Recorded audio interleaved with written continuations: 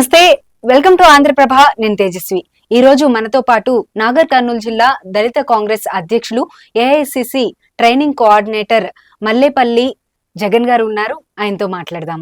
నమస్కారం అండి. నమస్కారం మేడం. జగన్ గారు ఎలా ఉన్నారు? బాగున్నాను మేడం. జగన్ గారు చాలా బాగున్నానండి. అసలు మీరు కాంగ్రెస్ లోకి వచ్చి ఎన్ని సంవత్సరాలు అవుతుంది? నేను కాంగ్రెస్ లో 2007 ప్రారంభం నుండి వర్క్ చేస్తున్నాను. ఓకే, 2007 నుండి కాంగ్రెస్ లో వర్క్ చేస్తున్నారు. మొదటగా మీది ఎడ్యుకేషన్ కానీ ఇదంతా ఎలా జరిగింది సార్? మాది ఉమ్మడి పాలమూరు జిల్లా, ఆమనగల్లు మండలంలో చిన్న పల్లెటూరు వాసుదేవ్పూర్ మా గ్రామం. అదే అంటే మీరు చాలా కష్టాలు పడి చిన్న వయసు నుండి కూడా ఎంతో కష్టపడి చదువుకున్నారు అని చెప్పి తెలిసింది. అందుకోసం పర్టికులర్ గా ఈ క్వశ్చన్ అడిగాను. అవును, మాది ఉమ్మడి పాలమూరు జిల్లా, ఆమనగల్లు మండలం చిన్న పల్లెటూరు. ఈ జిల్లాల పునర్విభజన తర్వాత మా యొక్క గ్రామము రంగారెడ్డి జిల్లా పరిధిలోకి కడ్తాల్ మండలంలోకి వచ్చింది. కల్వకుర్తి నియోజకవర్గం పార్లమెంటు నాగర్ కర్నూలు పార్లమెంట్ పరిధిలోకి వస్తుంది. మా సామాజిక వర్గం మాదిగ సామాజిక వర్గం, దళితులో మాదిగ సామాజిక వర్గం. మా అమ్మ మా నాయన ప్రస్తుతానికి కాలం చేసిండ్రు. మేము ముగ్గురం అన్నదమ్ములం, మా చెల్లెలు, మా అమ్మ నాన్న మమ్మల్ని అందరినీ కూడా చదివించారు. ఆ రోజుల్లో కూడా వాళ్ళు చదివించాలని దృఢ సంకల్పంతో అయితే ఉన్నారు. అది ముఖ్యంగా ఏంటంటే 1980 ప్రాంతంలో అత్యంత కరువు పరిస్థితుల్లో కూడా మా అమ్మ మా నాయన మమ్మల్ని చదివించాలనేటువంటి ఒక అత్యంత ధైర్యంతోనే మమ్మల్ని నలుగురిని కూడా చదివించారు. నేను మరి విద్యాభ్యాసం మా ఊర్లోనే చిన్న 1-2వ తరగతి, తర్వాత పక్క విలేజ్ కర్కల్పహాడ్ అని అక్కడ 5వ తరగతి వరకు చదువుకున్నా. 6 ఆమనగల్లు జెడ్పీహెచ్ఎస్ 6వ తరగతి నుంచి 10వ తరగతి వరకు. దాని తర్వాత intermediate government junior college Kalwakurthy, దాని తర్వాత doctor BR Ambedkar law college, తర్వాత లా కూడా హైదరాబాద్ లోనే నేను కంప్లీట్ చేయడం జరిగింది మేడం. ఎక్కడ కూడా చదువుకోవాలనే సంకల్పంతోనే మా అమ్మ మా నాయన ఏదైతే చదివించారో ఎక్కడ బ్రేక్ లేదు, చదువుకున్నాను మేడం. అనంతరం నేను లా ఫైనల్ ఇయర్ ఉండగానే నాకు ఇక్కడ స్థానికంగా హైదరాబాద్ లోనే మామిడిపూడి వెంకటరంగయ్య ఫౌండేషన్ అని ఒక బాల కార్మికుల నిర్మూలన కోసం ఏర్పడినటువంటి సంస్థ, డాక్టర్ శాంతా సిన్హా గారి నాయకత్వంలో డాక్టర్ రంజిరెడ్డి గారు, డాక్టర్ రెడ్డిస్ ఫౌండేషన్ ఆధ్వర్యంలో, వాళ్ళ సంస్థ ఆధ్వర్యంలో బాల కార్మికుల నిర్మూలన కోసం ఇక్కడ బాల కార్మికులందరినీ కూడా సమీకరించి క్యాంప్స్ ఏర్పాటు చేసి వాళ్ళకు బ్రిడ్జ్ కోర్సెస్ ద్వారా విద్యను అందించి వాళ్ళని కూడా మళ్ళీ మెయిన్ స్ట్రీమ్ లోకి తీసుకొచ్చిన వాళ్ళ విధంగా చేయడం జరిగింది. వాళ్ళందరినీ అక్షరాస్యులుగా తీర్చిదిద్ది ఈ రోజు దాదాపు 1990 నుంచి, అంటే ఈ రోజు అందరూ కూడా అప్పుడు చదువుకున్న పిల్లలందరూ కూడా ఇలా ఉద్యోగాలు ఉన్నారు మేడం. అది నేను చదువు నేర్పిన పిల్లలు ఈ రోజు అందరూ కూడా ఉద్యోగాలు చేస్తూ స్థిరపడిన చాలా సంతోషంగా ఉంది మేడం. 1990 నుంచి 2000 వరకు హైదరాబాద్ లో నేను ఈ 2 ఆర్గనైజేషన్ లో పనిచేయడం జరిగింది. దాని తర్వాత చంద్రబాబు నాయుడు గారి పీరియడ్ 2000 సంవత్సరంలో ఉమ్మడి ఆంధ్రప్రదేశ్ లో వెలుగు అనే ఒక సంస్థను తీసుకొచ్చింది. నాబార్డు ప్రపంచ బ్యాంకు నిధులతోని వెలుగు అనే ఒక ఆర్గనైజేషన్ ను ప్రభుత్వం ప్రారంభించింది. Society for elimination of rural poverty, గ్రామీణ పేదరిక నిర్మూలన పథకం అని ఒక కార్యక్రమాన్ని తీసుకొచ్చింది చంద్రబాబు నాయుడు గారు. అందులో ఆదిలాబాద్ జిల్లాలో పేదరిక నిర్మూలన కోసం ఏర్పాటు చేసినటువంటి అందులో నేను కమ్యూనిటీ కోఆర్డినేటర్ గా నాకు కాంట్రాక్ట్ జాబ్ వచ్చింది ఆదిలాబాద్ లో. ఏజెన్సీ ఏరియాలో ఆదిలాబాద్ లో ఆదివాసీ గోండుల పల్లెల్లో నేను పనిచేయడం జరిగింది. అక్కడ మరి ఫెసిలిటీస్ చాలా 2000 సంవత్సరంలో ఫెసిలిటీస్ ఏం లేవు మేడం. చాలా పరిస్థితి పేదరిక నిర్మూలన అంటేనే పేదరికం ఎక్కడైతే ఉందో పేదరికము ఉన్నటువంటి జిల్లాలను సెలెక్ట్ చేసిండ్రు. ఫస్ట్ పేదరిక ఉమ్మడి ఆంధ్రప్రదేశ్ లో 6 జిల్లాలు అత్యంత నిరుపేదలు ఉన్నటువంటి జిల్లాలలో ఒకటి ఆదిలాబాదు, తెలంగాణలో మహబూబ్ నగర్, తర్వాత రాయలసీమలో అనంతపూర్, చిత్తూరు, అదే విధంగా ఆంధ్రలో శ్రీకాకుళం, విజయనగరం. ఈ 6 జిల్లాల్లో అత్యంత ప్రతిష్టాత్మకంగా పేదరికం నుంచి నిర్మూలించాలనే ఒక సదుద్దేశంతో చంద్రబాబు నాయుడు గారు ఈ 6 జిల్లాల్లో ఉన్నటువంటి పేదరికాన్ని తగ్గించాలని అప్పుడు దాదాపు 100 కోట్ల ప్రాజెక్టుతోనే అప్పుడు ఆ యొక్క కార్యక్రమాన్ని చేపట్టడం జరిగింది. అందులో నేను సెలెక్ట్ అయినాను, ఉద్యోగిగా సెలెక్ట్ అయ్యి. అప్పుడు పరిస్థితులు ఎంత దారుణంగా ఉన్నాయి మేడం అంటే గ్రామాలలో రోడ్లు కానీ, గూడాలు గోండుగూడలు అంటారు. ఆ గోండుగూడల గ్రామాలు ఆ రోడ్డు కానీ, తర్వాత ఒక విద్యుత్ కానీ సౌకర్యం కానీ, మంచినీటి సౌకర్యం కానీ లేనటువంటి నిరక్షరాస్యులు, నిరుద్యోగులు చాలా దారుణమైనటువంటి పరిస్థితి ఉండే. అటువంటి పల్లెల్లో మేము ఎంట్రీ పాయింట్ యాక్టివిటీ అంటే గ్రామాలలోకి వెళ్ళి ఆ పేదరికాన్ని నిర్మూలించడానికి మేము వెళ్ళి గ్రామాలలోనే స్టే చేసేవాళ్ళం. నెలలు గ్రామాలలోనే, అడవులలోనే ఉండేవాళ్ళం.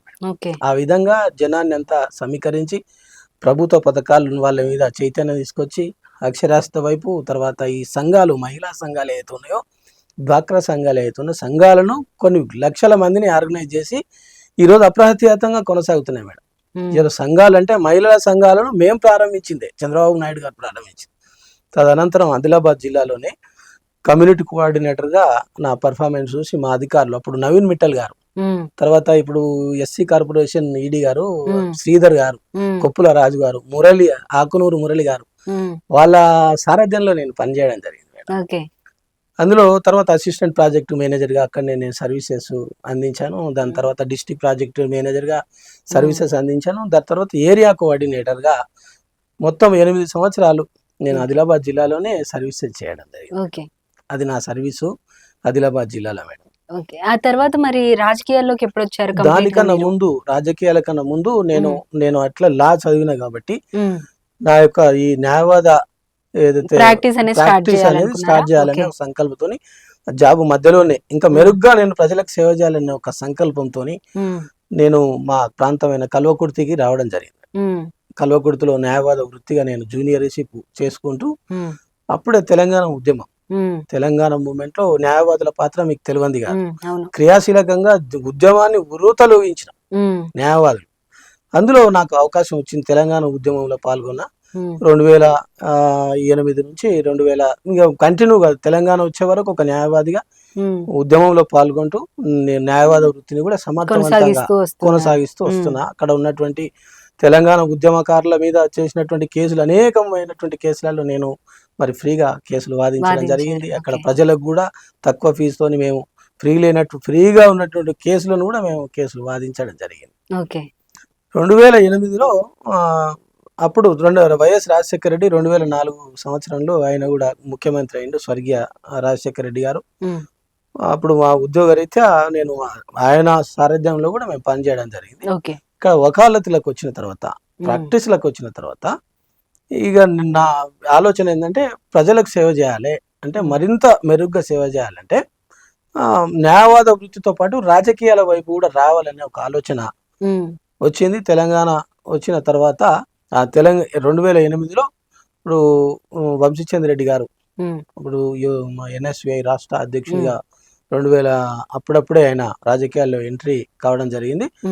ఆయన నాయకత్వంలో అప్పుడు స్వర్గీయ కిష్టారెడ్డి గారు కూడా మా ఎమ్మెల్యే గారు ఉన్నారు. వాళ్ళు ప్రోద్బలంతో నేను రాజకీయాల్లో కాంగ్రెస్ పార్టీలో ప్రాథమిక సభ్యత్వం తీసుకొని అంచెలంచెలుగా నేను కాంగ్రెస్ పార్టీలో ఉమ్మడి ఆంధ్రప్రదేశ్లో యువజన కాంగ్రెస్కు మాస్టర్ కోచ్గా పనిచేయడం జరిగింది. మాస్టర్ కోచ్ అంటే యూత్ కాంగ్రెస్ అందరికి కూడా రాజకీయ శిక్షణ తరగతులు నిర్వహించేవాడు. తదనంతరం అధికార ప్రతినిధిగా పనిచేయడం జరిగింది. దాని తర్వాత నా సర్వీసెస్ను గుర్తించి అసెంబ్లీ దళిత కాంగ్రెస్ అధ్యక్షునిగా పనిచేయడం, దాని అనంతరం జిల్లా అధ్యక్షునిగా కొనసాగుతున్నా. అదేవిధంగా ఈ AICC ట్రైనింగ్ కోఆర్డినేటర్గా కూడా కొనసాగుతున్నా. పార్టీ కార్యక్రమాలు ఒకవైపు, మరి న్యాయవాద వృత్తిని కొనసాగిస్తూనే పార్టీకి మరి నాకు నా శక్తి మేరకు సేవలు అందించడం జరుగుతుంది. అయితే ఇప్పుడు మీరు TRS పార్టీ వచ్చిన తర్వాత ఎలా ఉంది స్టేట్ అనేది చూసారు, కొత్తగా ఇప్పుడు కాంగ్రెస్ పార్టీ కూడా అధికారంలోకి వచ్చింది, డిఫరెన్స్ ఏమనిపిస్తుంది మీకు? చూడండి మేడం, మేము తెలంగాణ ఉద్యమంలో ఒక తెలంగాణ వాదిగా, తెలంగాణ ఆకాంక్ష కోసం 6 దశాబ్దాల తెలంగాణ కళ నిజం చేసుకోవడానికి ప్రత్యక్షంగా ఉద్యమం చేసినటువంటి ఒక వ్యక్తిని, తెలంగాణ ఉద్యమంలో ప్రత్యక్షంగా పాల్గొని ఇలా కాంగ్రెస్ పార్టీ తెలంగాణ ఇచ్చింది, అమ్మ సోనియమ్మ తెలంగాణ ఇచ్చింది. ఇవాళ 1200 మంది విద్యార్థుల ఆత్మ బలిదానాలకు చెల్లించిన మా సోనియమ్మ తెలంగాణ ఇచ్చింది. అయినా కూడా ప్రజలు తెలంగాణ కోసం కొంత కొట్లాడిన పార్టీగా కేసీఆర్ను నమ్మి ఏదో చేస్తాడని చెప్పి తెలంగాణ ఆయన చేతిలో పెడితే, తెలంగాణలో ఆయన ముఖ్యమంత్రి అయిన తొలి రోజే దళితుని ముఖ్యమంత్రి చేస్తాడు, 3 ఎకరాల భూమి ఇస్తాడు, తర్వాత యువతకు ఉద్యోగాలు ఇస్తా అన్నాడు. ఎక్కడ కూడా ఈ మూడుతో పాటు ఎన్నో దాదాపు ఈ మూడుని కూడా విస్మరించి తొలి దళిత ముఖ్యమంత్రి అని అన్నాడు. ఆయననే దళితులను విస్మరించి ఆ రోజు ఆ యొక్క ప్రామిస్ను విస్మరించి అతనే ముఖ్యమంత్రి అండి. అది దళితులకు చేసినటువంటి పెద్ద ద్రోహం. అది ఆ ద్రోహాన్ని అందరూ కూడా తెలంగాణ ప్రజలందరూ మరి పసిగట్టి మరి ఆయన అనేక రకాల నీళ్లు, నిధులు, నియామకాలు ఇలా పెండింగ్ ప్రాజెక్టులు అట్లే ఉన్నాయి. కాంగ్రెస్ పార్టీ కట్టినటువంటి ప్రాజెక్టులే ఉన్నాయి. ఈ రోజు చూసిన కాళేశ్వరం ప్రాజెక్టు ఇదంతా భయంకరంగా ఇలా లక్షల కోట్ల నిధులు దుర్వినియోగం చేసినటువంటి వాళ్ళ యొక్క స్కీమ్ ఏదైతే ఉందో వాళ్ళు స్కాముల కోసం స్కీములు డిజైన్ చేశారు. వాళ్ళు స్కాముల కోసమే స్కీములు డిజైన్ చేసి కాళేశ్వరంలో లక్షల కోట్ల దోపిడీ జరిగింది. అదేవిధంగా పెండింగ్ ప్రాజెక్టులు పాలమూరులో పెండింగ్ ప్రాజెక్టులు పాలమూరు రంగారెడ్డి స్కీమ్ ఏదైతే ఉందో ఇంకా కూడా పెండింగ్ ఉంది. ఇంతకుముందు పాలమూరు కానీ తెలంగాణ ఎక్కడ చూసినా కూడా కాంగ్రెస్ పార్టీ కట్టినటువంటి ప్రాజెక్టులే ఉన్నాయి. నాగార్జున సాగర్ కానీ, శ్రీశైలం కానీ, జూరాల కానీ, ఇక్కడ ప్రతి ప్రాజెక్టు ఉత్తర కానీ మొత్తం తెలంగాణ యావత్ మొత్తం కూడా కాంగ్రెస్ పార్టీ కట్టిన ప్రాజెక్టులే ఉన్నాయి తప్ప ఇక వేరే అయితే లేవు. తెలంగాణలో టీఆర్ఎస్ పార్టీ సీఎం కేసీఆర్ ప్రజల ఆకాంక్షలను నెరవేర్చకుండా వాళ్ళ యొక్క నమ్మకాన్ని వమ్ము చేసిండు, ద్రోహం చేసిండు. కాబట్టి కాంగ్రెస్ పార్టీ ఈ 10 సంవత్సరాల కాలంలో రేవంత్ రెడ్డి గారి నాయకత్వంలో మరి రాహుల్ గాంధీ గారి నాయకత్వంలో మా రాష్ట్ర నాయకత్వం అంతా కూడా ప్రజలకు యువతకు అండగా ఉండాలని కేసీఆర్ చేసినటువంటి ప్రామిసులను సాధించడం కోసం మరి 10 సంవత్సరాలు గలమెత్తినా కూడా కొట్లాడినా కూడా చెల్లించకుండా ఇలా కేసీఆర్ అన్ని హామీలను విస్మరించినందుకు తెలంగాణ ప్రజలు యావత్తు ఆయన యొక్క కేసీఆర్ని ఇంటికి పంపించి కాంగ్రెస్ను ఏదైతే 6 గ్యారంటీ స్కీమ్స్ ఉన్నాయో 6 గ్యారంటీ స్కీములు మరి బ్రహ్మాండంగా ప్రజల్లోకి మేము కార్యకర్తలుగా తీసుకుపోవడం జరిగింది. ప్రజలు మరి కాంగ్రెస్ పార్టీని నమ్మి ఈరోజు కాంగ్రెస్ పార్టీని అధికారంలోకి రేవంత్ రెడ్డి గారి నాయకత్వంలో తీసుకురావడం జరిగింది. మేము కాంగ్రెస్ పార్టీ ఇచ్చినటువంటి హామీల మేరకు వచ్చిన రోజే కాంగ్రెస్ పార్టీ అధికారంలోకి వచ్చిన తక్కువ సమయంలోనే మేము 2 స్కీమ్స్ ఆల్రెడీ మేము ఇంప్లిమెంట్ చేయడం జరిగింది. ఈ రోజు ఇప్పుడు 2 స్కీమ్స్ ఇంప్లిమెంట్ చేశారు కదా సార్, అందులో ముఖ్యంగా మహిళలకి ఫ్రీ బస్ సర్వీస్. ఈ ఫ్రీ బస్ సర్వీస్ అనేది మహిళలకి బాగున్నప్పటికీ దీనివల్ల ఆటో కార్మికులు చాలా మంది ఇబ్బంది పడుతున్నారని చెప్పి ఒక పాయింట్ అనేది చాలా స్ట్రాంగ్ గా అయితే తీసుకురావడం జరుగుతుంది. వాళ్ళకి మీరు చెప్పే ఆన్సర్ ఏంటి అసలు? ఒకటి మేడం, ఇప్పుడు ఫ్రీ బస్ అనేది దాని పట్ల ఎవరికి వ్యతిరేకత లేదు. మహిళలు ఈరోజు పెద్ద ఎత్తున మొన్ననే ఇచ్చిన గణాంకాల ప్రకారం దాదాపు 15 కోట్ల మంది మహిళలు ఈరోజు బస్సు జర్నీ చేసిరు అనేది మా గౌరవ ముఖ్యమంత్రి గారు మరి మాకు ప్రకటించడం జరిగింది. చాలా హర్షించదగినటువంటి విషయం ఇది. అదేవిధంగా ఎక్కడ కూడా ఇప్పుడు దాదాపు ప్రభుత్వం ఏర్పడిన ఇన్ని రోజులలో ఎక్కడ కూడా చిన్న కంప్లైంట్ రాలేదు. ఇలా మహిళలు ఎంత హర్షిస్తున్నారంటే ఇలా ఉద్యోగులు సైతం చిన్న చిరుద్యోగులు మహిళా సోదరిమణులు ఇలా వాళ్ళు ఉద్యోగం దాదాపు ఒక 200 కిలోమీటర్లు 100 కిలోమీటర్లు ప్రయాణం చేసి వచ్చినటువంటి మహిళా సోదరిమణులు ఉంటారు. వాళ్ళ దాదాపు ఒక 5 నుంచి 6 10,000 రూపాయలు ఇలా వాళ్ళు ఒక ఆర్థిక వెసులుబాటు కలుగుతుంది వాళ్ళ కుటుంబానికి. అవే 5-6 వేల రూపాయలు పిల్లలకు స్కూల్ ఫీజులో తర్వాత ఇంకా ఇంటికి సంబంధించినటువంటి అన్ని వెసులుబాటు కలుగుతుంది. ఇది పెద్ద ఎంత ఆర్థికమైనటువంటి భారాన్ని తగ్గిస్తుంది. ఈ మహాలక్ష్మి పథకం వెనుక కాంగ్రెస్ పార్టీ ఒక మేనిఫెస్టో ఈ విధంగా ఈ కోణంలో చూడాల్సినటువంటి అవసరం ఉన్నది. దీనివల్ల మహిళా సోదరులు చాలా సంతృప్తి పరంగా ఉన్నారు. కాకపోతే ఏంటంటే ఆటో కార్మికులు కూడా మన సోదరులే. ఆటో కార్మికులకు కూడా ప్రభుత్వం అండగా ఉంటుందని మా గౌరవ ముఖ్యమంత్రి రేవంత్ రెడ్డి గారు మరి ప్రకటించారు. అదేవిధంగా మంత్రివర్యులు కూడా మా మంత్రి గారు కూడా ఆటో కార్మికులను ఆదుకుంటామని చెప్పి మరి ఆటో కార్మికులకు భరోసా ఇవ్వడం జరిగింది. ఇందులో ఎవరు భయపడాల్సినటువంటి అవసరం లేదు. ఇలా ఆటో కార్మికుల యొక్క ఫ్యామిలీసే కదా ఈరోజు మహాలక్ష్మి పథకాన్ని సద్వినియోగంగా ఉపయోగించుకుంటున్నంతా వాళ్ళే కదా. కాబట్టి ఆటో కార్మికులు ఎటువంటి భయపడాల్సినటువంటి అవసరం వాళ్ళంతా మా సోదరులే. వాళ్ళని ఖచ్చితంగా ప్రభుత్వం ఆదుకుంటుందని ఒక సంతృప్తి మరి ఒక ఆశాభావం అయితే ఖచ్చితంగా ఉంటుంది మేడం. అయితే ఈసారి 3 డిస్ట్రిక్ట్స్ కి ఎస్సీ రిజర్వేషన్ అనేది ఇవ్వడం జరిగింది. వరంగల్ అలాగే నాగర్ కర్నూల్, పెద్దపల్లి నియోజకవర్గాలు. దీంట్లో ఈసారి నాగర్ కర్నూల్ నుండి మీ పేరు వినిపిస్తున్నట్లుగా కూడా తెలుస్తుంది. అది నిజమేనా అండి? ఎంతవరకు కరెక్ట్? మీరే 100% నిలబడబోతున్నారు? 100% మేడం. ఎందుకంటే నేను ఒక చిన్న కార్యకర్తగా ప్రారంభించిన నా ప్రస్థానం కాంగ్రెస్ పార్టీలో పార్టీ ఇచ్చినటువంటి ప్రతి ఒక్క కార్యక్రమాన్ని దిగ్విజయంగా నేను పాల్గొని విజయవంతం చేయడం జరిగింది. 10 సంవత్సరాల రాక్షస పాలన ఏదైతే ఉందో ఆ పాలనకు వ్యతిరేకంగా మేము క్షేత్రస్థాయిలో పార్టీ ఇంత బలహీనంగా ఉన్నప్పుడే మేము పార్టీ మారకుండా ఇంకొక పార్టీ వైపు చూడకుండా ఏమి ఆశించకుండా 10 సంవత్సరాలు నేను కష్టపడి పార్టీ కోసం, పార్టీ పటిష్టత కోసం, మా సోనియా గాంధీ గారి నాయకత్వంలో వాళ్ళ యొక్క ఆశయాలు నెరవేర్చడం కోసం, రాహుల్ గాంధీ గారి నాయకత్వంలో, తర్వాత మా రేవంత్ రెడ్డి గారి నాయకత్వంలో పార్టీ కోసం పనిచేసినటువంటి వ్యక్తిగా మమ్మల్ని ప్రజలు కూడా పెద్ద ఎత్తున ఎంకరేజ్ చేస్తున్నటువంటి ప్రస్తుత సమయంలో పెద్ద ఎత్తున నా పేరు ఖచ్చితంగా ఉంటుందని వినబడుతుంది. పైగా నేను ముందు వరుసలో ఉన్నాను కూడా నేను అనుకుంటున్నా. ఇటీవల మేడం మా పార్లమెంట్ పరిధిలో వచ్చేటువంటి న్యాయవాదుల గురించి మీకు తెలియని విషయం కాదు. తెలంగాణ ఉద్యమంలో ఒక మేధావి వర్గం, న్యాయవాదులు అంటేనే ఒక మేధావి వర్గం.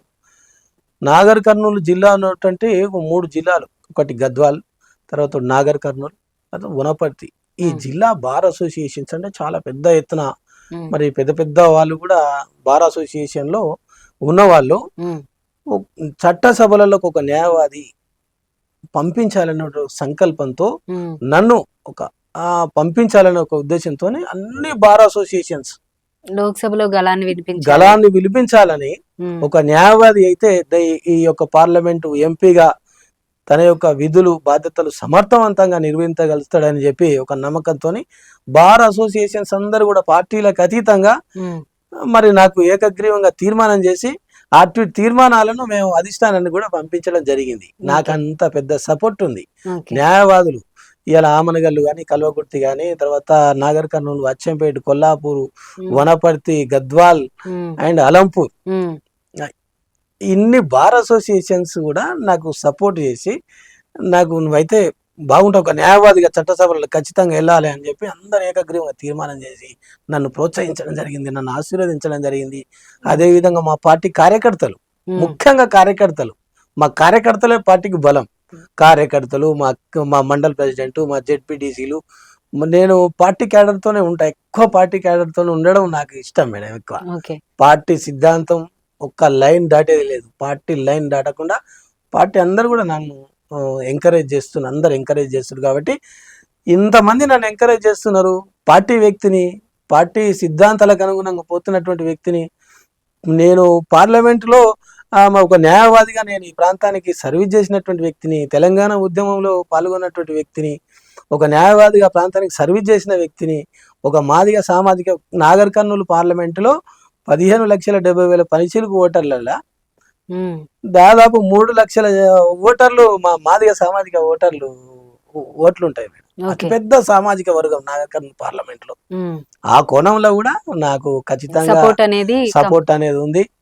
అన్ని వర్గాలు కూడా నాకు సపోర్ట్ చేస్తున్నాయి. ఖచ్చితంగా నేను పార్లమెంట్ బరిలో 100% నేను ఉంటా అనే ధీమా నాకు ఉంది.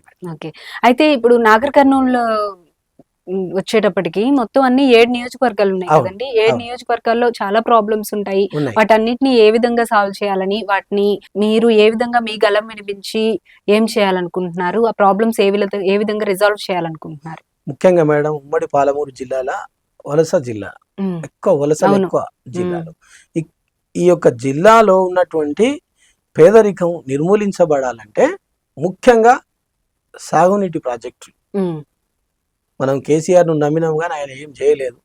కాంగ్రెస్ పార్టీ రేవంత్ రెడ్డి గారి నాయకత్వంలో ఖచ్చితంగా అన్ని నియోజకవర్గాలకు ఏదైతే పేదరికం నిర్మూలించబడాలంటే ఫస్ట్ సాగునీటి ప్రాజెక్టుల మీద తక్షణమే సాగునీటి ప్రాజెక్టు పెండింగ్ ప్రాజెక్టులు అన్ని కూడా పాలమూరు రంగారెడ్డి కానీ, తర్వాత మిగతా అన్ని ఈ యొక్క కృష్ణానది మీద ఉన్నటువంటి అన్ని పెండింగ్ ప్రాజెక్టులను తక్షణమే తీసుకొచ్చి మరి ఫస్ట్ వాటర్ ఇవ్వాలి. సాగునీటికి సంబంధించిన అన్ని ప్రాజెక్టులు కంప్లీట్ అయితే అన్ని నియోజకవర్గాలకు సాగునీరు అందించాలి. ముఖ్యంగా నిరక్షరాస్యత ఎక్కువ ఉన్నటువంటి జిల్లాలలో కూడా ఈ పార్లమెంట్ పరిధిలో కూడా కొంత నిరక్షరాస్యత, మరి విద్యా సౌకర్యాలు సరిగా లేనటువంటి ప్రాంతం కాబట్టి విద్య మీద ఎక్కువ కాన్సన్ట్రేట్ చేయడం జరుగుతుంది. విద్యకు సంబంధించినటువంటి మరి హాస్టల్స్, ఈరోజు రెసిడెన్షియల్ హాస్టల్స్ కూడా అన్ని పెద్ద ఎత్తున ఏర్పాటు చేసినా కూడా మౌలిక సదుపాయాలు అందించలేదు టిఆర్ఎస్ ప్రభుత్వం. కాబట్టి ఎక్కువ విద్యార్థులకు, పేద విద్యార్థులకు నాణ్యమైన గుణాత్మకమైనటువంటి విద్యను అందించడానికి కాంగ్రెస్ పార్టీ రేవంత్ రెడ్డి గారి నాయకత్వంలో ఒక దృఢమైనటువంటి సంకల్పం ఉన్నది. ఇంబడే ఈ విద్యకు సంబంధించిన ఎక్కువ బడ్జెట్ ను పాలమూరు మరి మా నాగర్ కర్నూలు పార్లమెంట్ పరిధిలో ఎక్కువ బడ్జెట్ కేటాయించేటట్టు చూస్తాం. విద్యకు సంబంధించి మరి కేంద్ర ప్రభుత్వ సంస్థల విద్యాలయాలు కూడా జవహర్ నవోదయ విద్యాలయం ఒకటి నాగర్ కర్నూలు పార్లమెంట్ పరిధిలో ఒకటి ఉన్నది. మిగతా జిల్లాలలో కూడా జిల్లాకు ఒకటి రావాలి. దాన్ని సాధించడానికి ప్రయత్నం చేస్తాం. ముఖ్యంగా ఉమ్మడి ఆంధ్రప్రదేశ్ లో తెలంగాణ వచ్చిన తర్వాత, విడిపోయిన తర్వాత మహిళలకు సంబంధించినటువంటి విద్యా రంగానికి సంబంధించిన కేసీఆర్ ఏం చేయలేదు. అప్పుడు ఉమ్మడి ఆంధ్రప్రదేశ్ లో మహిళా యూనివర్సిటీ తిరుపతిలో ఉన్నది. తెలంగాణలో మహిళా యూనివర్సిటీ లేదు. మా తెలంగాణలో మహిళా యూనివర్సిటీ ఏర్పాటు చేయాలని నా సంకల్పం.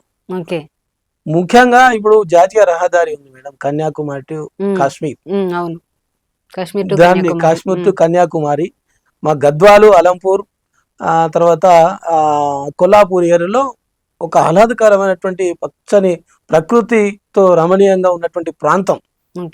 ఆ ప్రాంతంలో మహిళా సోదరి మహిళలకు మహిళా యూనివర్సిటీ ఏర్పాటు చేయాలనేది దాని సాధన కోసం నా వంతు కృషి చేస్తాం మేడం, నా సంకల్పం అది.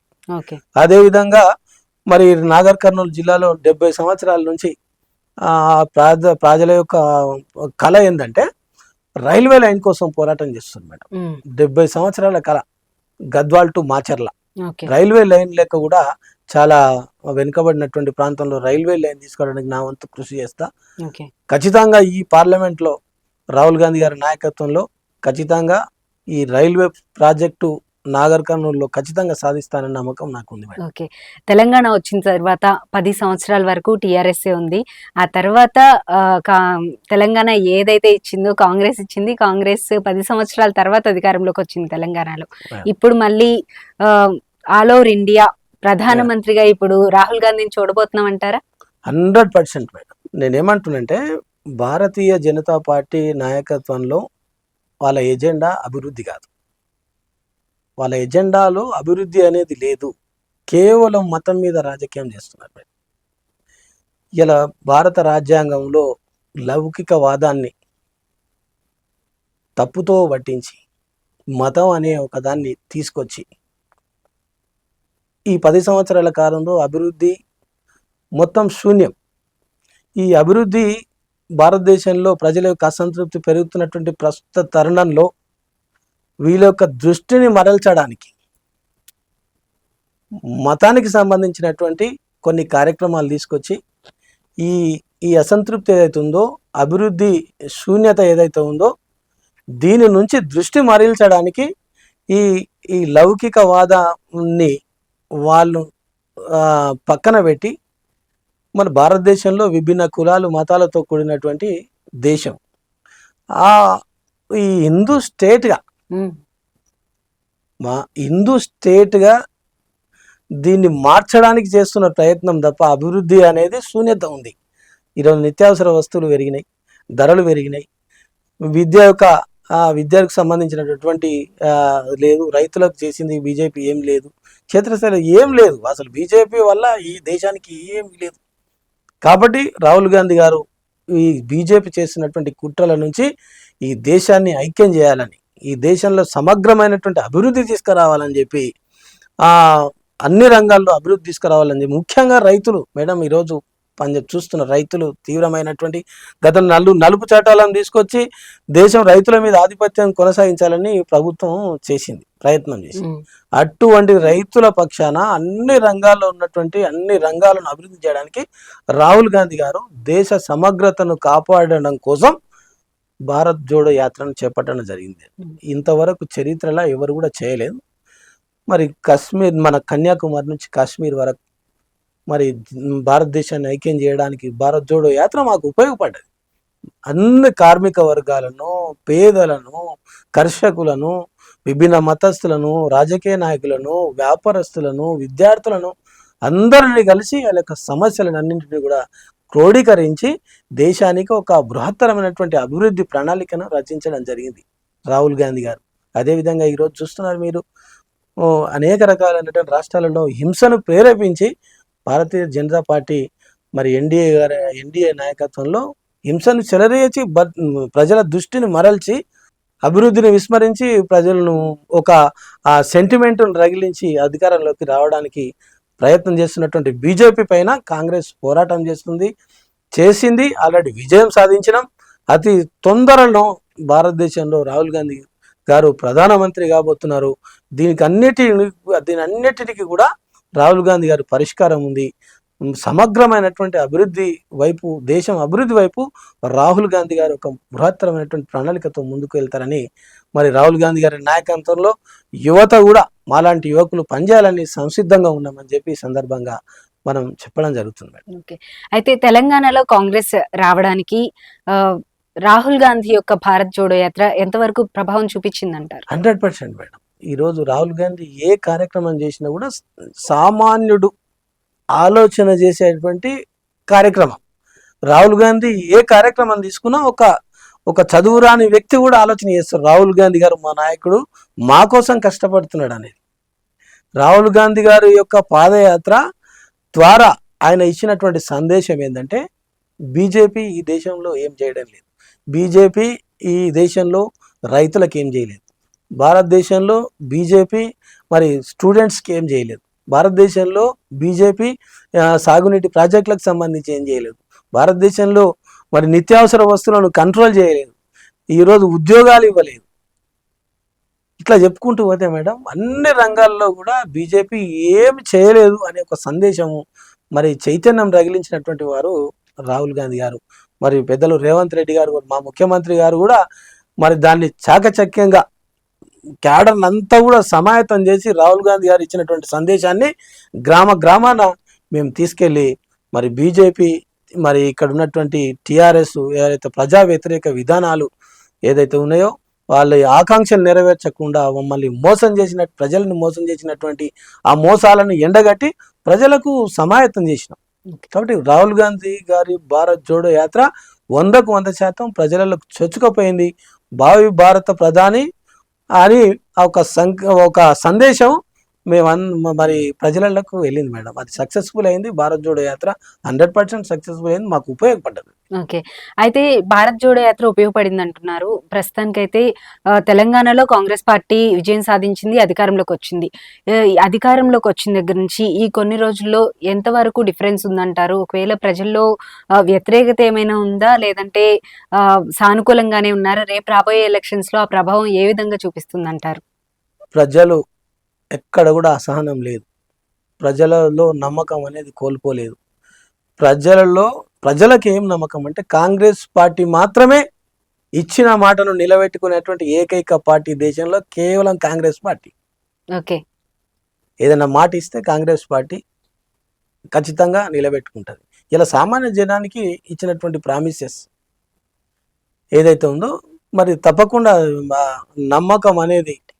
నమ్మకాన్ని కోల్పోలేదు.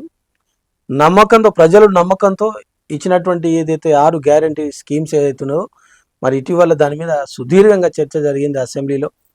మరి ప్రతి అంశాన్ని కూడా కూలంకషంగా తీసుకొని పెద్ద ఎత్తున మేము ఆ 6 గ్యారంటీకి సంబంధించినటువంటి అయితే విధానపరమైనటువంటి ప్రతిదీ కూడా మేము అప్లికేషన్స్ తీసుకొని గ్రామ స్థాయిలో ఎవరిని కూడా మిస్ కాకుండా పార్టీలకు అతీతంగా టీఆర్ఎస్ పార్టీ కేసీఆర్ వాళ్ళ యొక్క కార్యకర్తలకే అన్ని స్కీమ్స్ వాళ్ళే తీసుకున్నారు. కానీ కాంగ్రెస్ పార్టీ రేవంత్ రెడ్డి గారి నాయకత్వంలో ప్రతి స్కీము పార్టీలకు అతీతంగా ప్రతి ఒక్క పేదవాడికి అందాలనే సంకల్పంతో మరి మనందరిని కూడా అప్లికేషన్స్ తీసుకోవడం జరిగింది. దాని మీద కసరత్తు జరిగింది, దానికి సంబంధించినటువంటి బడ్జెట్ కేటాయింపు జరిగింది. అతి త్వరలో మేము ఇచ్చినటువంటి ఈ స్కీమ్స్ 6 గ్యారంటీలో అమలు చేసి ఖచ్చితంగా అమలు చేసి తీరుదాం. అదేవిధంగా ప్రజల ముందుకెళ్ళి లోక్సభలో కూడా మరి ఎన్నికల్లో విజయ పదాన మా కాంగ్రెస్ పార్టీ 17కు 17 మరి తెలంగాణలో గెలుస్తామనే మొత్తం ధీమా 17 seats 17కు మీకే 17 ఖచ్చితంగా గెలుస్తామనే ధీమా ఉంది మేడం. ఓకే. జగన్ గారు ఇందాక మనం మాట్లాడుకునేటప్పుడు భారత్ జోడో యాత్ర గురించి వచ్చింది. ఈసారి కంపల్సరీ రాహుల్ గాంధీ ప్రధానమంత్రిగా చూస్తామని మీరు చెప్పారు. అయితే ఇండియా కూటమి దగ్గరకు వచ్చేటప్పటికి ఒకవైపు మమతా బెనర్జీ కావచ్చు, మరోవైపు ఆమ్ ఆద్మీ పార్టీ కావచ్చు కూటమి నుండి బయటకు వచ్చాయి. దానికి రీజన్ ఏంటంటారు? అసలేంటి? ఇప్పుడు భారత్ జోడో ఇండియా కూటమి ఏదైతే ఉందో ఇండియా కూటమి యొక్క ఆలోచన, ఇండియా కూటమి లో ఉన్నటువంటి అన్ని పక్షాలు కూడా మరి రాజకీయంగా వారి వారి స్థానిక అవసరాలను బట్టి ఒక కూటమిని ఒక దగ్గర అప్పటికే విధానపరమైనటువంటి నిర్ణయం జరిగిపోయింది జాతీయ స్థాయిలో. అందులో ఉన్నటువంటి నియమ నిబంధనలు, జాతీయ స్థాయిలో ఉన్నటువంటి ప్రాధాన్యత అంశాలు ముందే అక్కడ డిజైన్ చేసి చేయబడి ఉన్నాయి. కాబట్టి దానికి అనుగుణంగా కట్టుబడి ఉండాలి తప్ప వారి యొక్క కొన్ని స్వప్రయోజనాల కోసం, అక్కడ స్థానిక అవసరాల కోసం, స్థానిక స్వప్రయోజనాల కోసం, స్థానిక రాజకీయ అవసరాల కోసం చేసిందే తప్ప ఎక్కడ కూడా ఇండియా కూటమి మీద ఎక్కడ కూడా దాని నుంచి విడిపోవడానికి కారణాలు మాత్రం ఏమి కూడా లేవు మేడం. ఇండియా కూటమి అనేది ఒక బలమైనటువంటి కూటమి. ఇండియా కూటమిలో మరికొన్ని పార్టీలు కూడా చేరడానికి మరి సంసిద్ధంగా ఉన్నాయనేది మరి ప్రస్తుత రాజకీయాలు చూస్తున్నాం మనం పరిణామాలు చూస్తుంటే అర్థమవుతుంది మేడం. ఎక్కడ కూడా ఇండియా కూటమి మీద ఎవరికి కూడా నిస్సహాయత కానీ, తర్వాత అసహనం కానీ, తర్వాత చేరొద్దనే విషయం ఏం లేదు. మొత్తానికి జగన్ గారు ఈసారి అయితే మీరు నాగర్ కర్నూలు నుండి తప్పకుండా మీకే స్థానం మీకే వస్తుందని చెప్పి చాలా కాన్ఫిడెంట్ గా ఉన్నారు.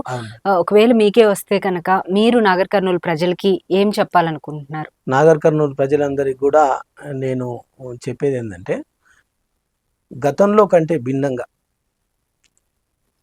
అప్పటి పరిస్థితులు ఎవరిని కూడా మనం నిందించడానికి లేదు. ప్రస్తుత సమాజం సాంకేతికంగా అభివృద్ధి చెందింది. విద్యారంగం కూడా ఇంకా ఆ సాంకేతికను తను అందుకోవాలి. ప్రజలను తర్వాత ప్రభుత్వాన్ని సమన్వయం చేసేటువంటి ఒక యంత్రాంగాన్ని బలంగా నిర్మాణం చేయాలని నా యొక్క సంకల్పం. అందులో భాగంగా ప్రజలు ఏంటంటే ఒక తాత్కాలికమైనటువంటి అవసరాల కోసం వచ్చేటువంటి పార్టీలను నమ్మకండి. గతంలో ప్రజలను నమ్మించి వంచినటువంటి పార్టీలను నమ్మకండి. గతంలో ప్రజలకు ఏదైతే హామీలు ఇచ్చిండ్రో హామీలు విస్మరించినటువంటి పార్టీలను నమ్మవద్దు. ముఖ్యంగా బీజేపీ, తర్వాత బీఆర్ఎస్. కాంగ్రెస్ ఏదైతే ఉందో పేదలకు మరి ఏదైతే హామీలు ఇచ్చిందో హామీల అమలు కోసం ప్రజలకు చేసినటువంటి అన్ని అవకాశాలు మరి అదేవిధంగా సమర్థవంతంగా దాన్ని మనం నిర్వహించుకోవాలంటే కాంగ్రెస్ పార్టీ అధికారంలోకి రావాలి. కేంద్రంలో, రాష్ట్రంలో ఆల్రెడీ ఉన్నది కాబట్టి కేంద్రంలో సంపూర్ణ అధికారంలోకి వస్తే ఖచ్చితంగా మన అన్ని ఆకాంక్షలు నెరవేరుతాయని చెప్పి ప్రజలు దీన్ని స్వీకరించి అందరూ సమన్వయంగా నాగర్ కర్నూలు పార్లమెంట్ పరిధిలో అన్ని నియోజకవర్గ అభివృద్ధిలో భాగస్వాములు కావాలనేది వాళ్ళకి వచ్చేటువంటి నేను సందేశం.